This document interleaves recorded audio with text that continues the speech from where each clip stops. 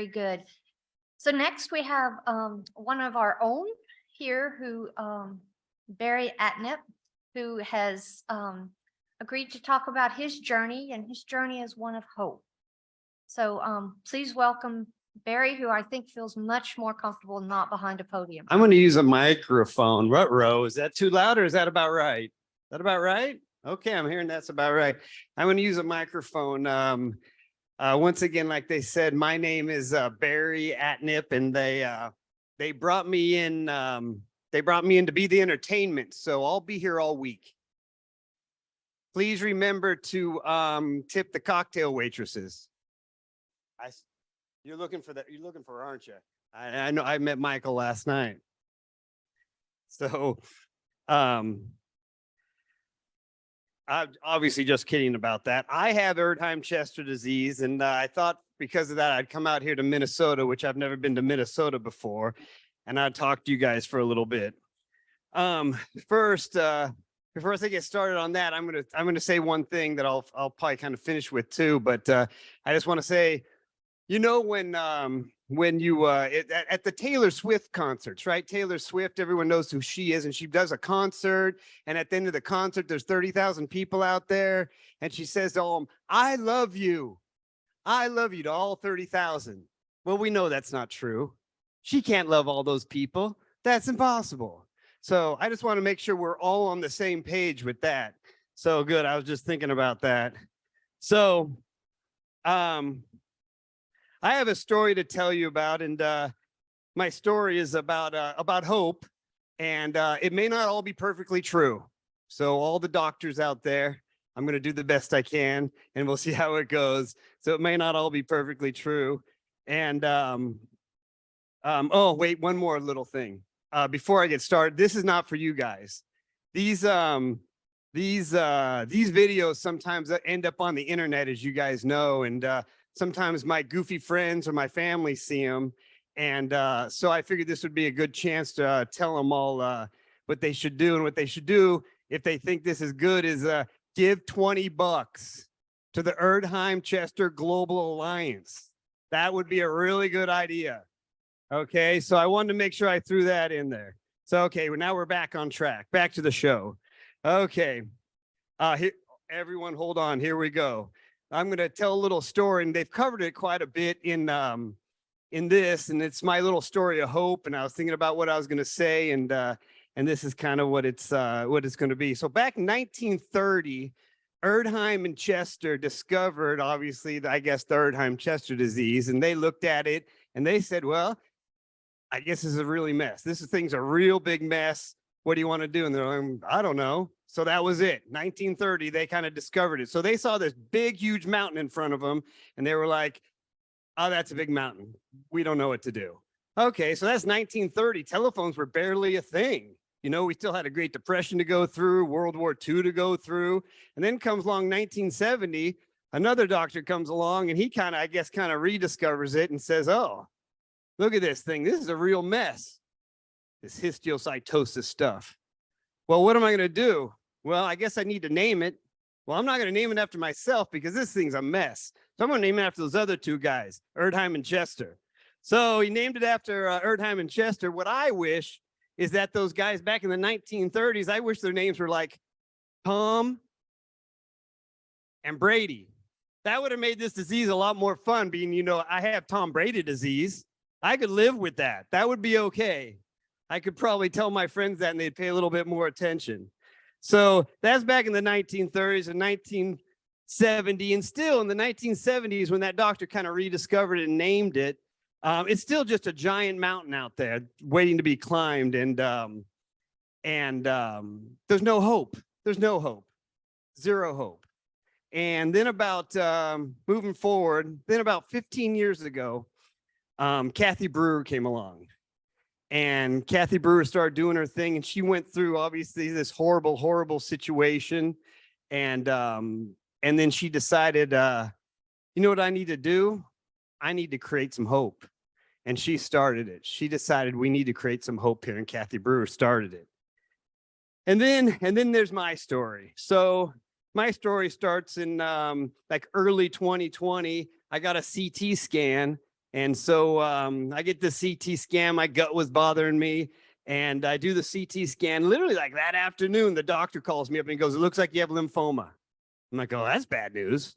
He's like, "Yeah, you got to go see an oncologist." I'm like, "That's really bad news because I think an oncologist is a cancer doctor and I don't want cancer." So so he sent me to one and we go see the oncologist a few days later. And she's like, she's real nice. These great doctors. And she's real nice. And she sees my CT scan and like goes, "Ruh-roh, we got to get you, we got to get you going right away. We need a bone marrow transplant. I mean, a bone marrow biopsy. We need to get a port put in. Here's some meds in case you have pain." She just saw the mess inside of me and didn't know what it was. And it's like, we got to get something going here. And I'm like, my wife and I are like, "Oh, that's really bad news. Port? That does not sound like fun." So so I talked to my dad, and my dad had a neat idea. He said, "Go check with another doctor." So my wife and I called up a UC Irvine, found another doctor. We're named one Pinter Brown, and she brought me a little hope because she said, hang on a second. There's like 70 different kinds of lymphoma. Let's see what we're dealing with here, and then we'll go from there. So don't worry. Just give it some time. So we met with her. And then obviously the fun began, right? Like you guys, half you guys in here have been through this. Tests and biopsies and no fun and gallons of blood work and all that kind of stuff. And so we went through all that. And Dr. Pinter Brown, who's great, and when she said to me, hang on, let's see what's going on here. There's 70 types. That gave me some hope too. So I felt a little bit more hope. I'm like, okay, maybe it's not horrible. And then we're seeing Pinter Brown. And then, it takes like 7 months to get diagnosed, right? You guys have been through it. It takes forever. It's not something real easy. So after months go by and Dr. Pinter Brown's like, "This is taking way too long. I've been in this business for a long time and this is taking too long."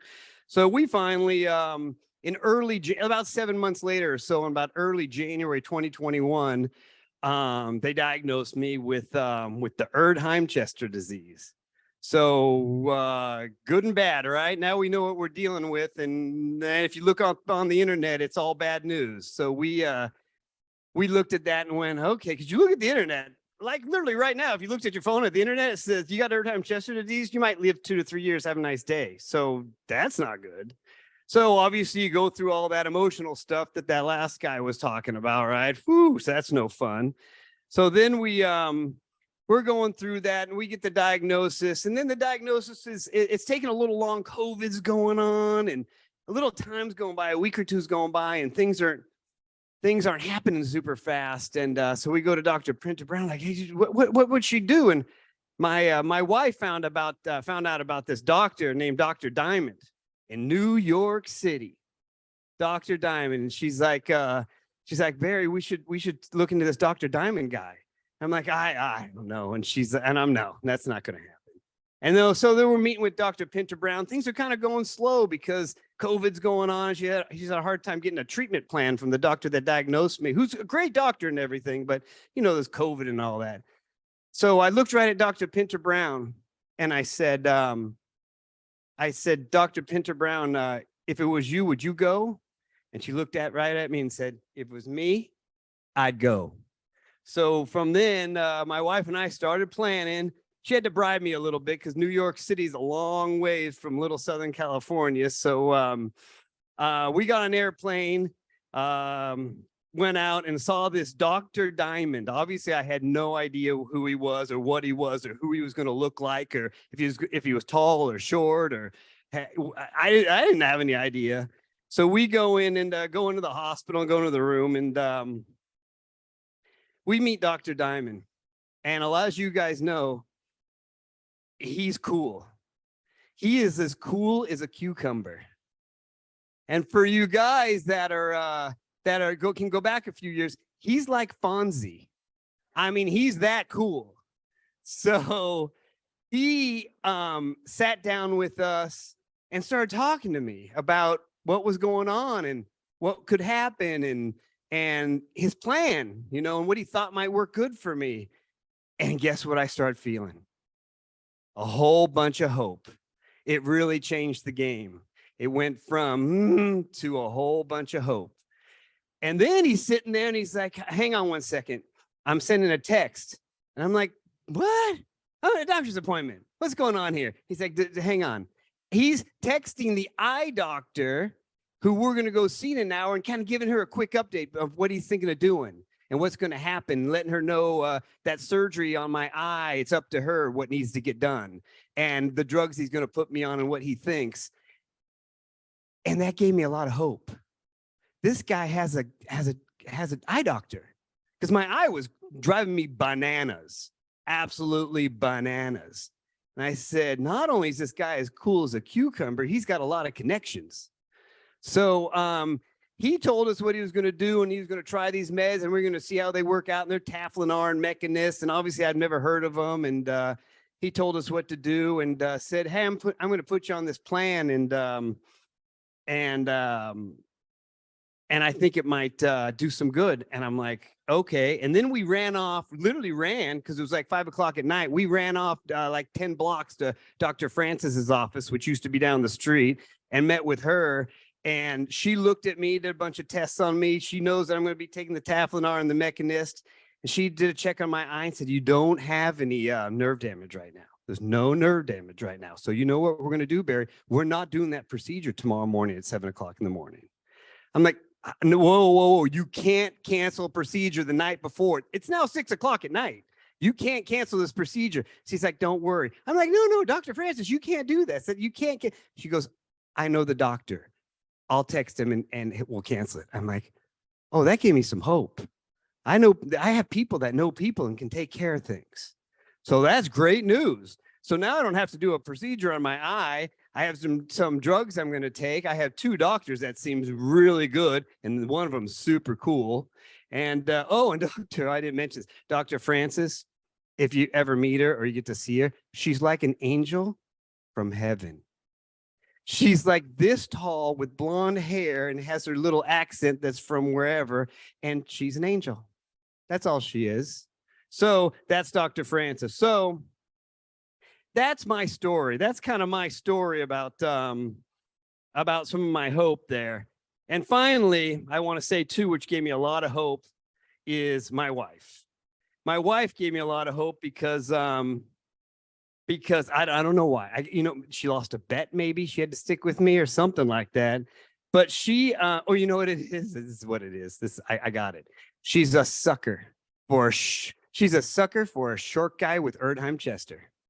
So that worked out good for me because that happens to be me.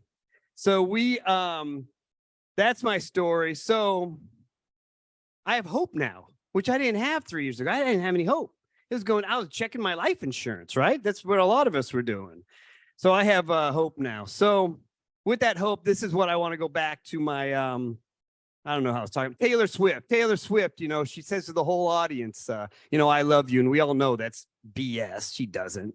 So, but what I want to say, and I want to make sure I say this, and I want to make sure everyone knows, I mean it. I mean it. And I want to say, I love Kathy Brewer and what she's done. I love Dr. Pinter Brown and what she did getting me to New York. I love Dr. Francis, and I love Dr. Diamond. And thank you for all you've done for me. And of course, I love my beautiful wife for sticking with me through all this. So that's my story of hope. So thanks, guys.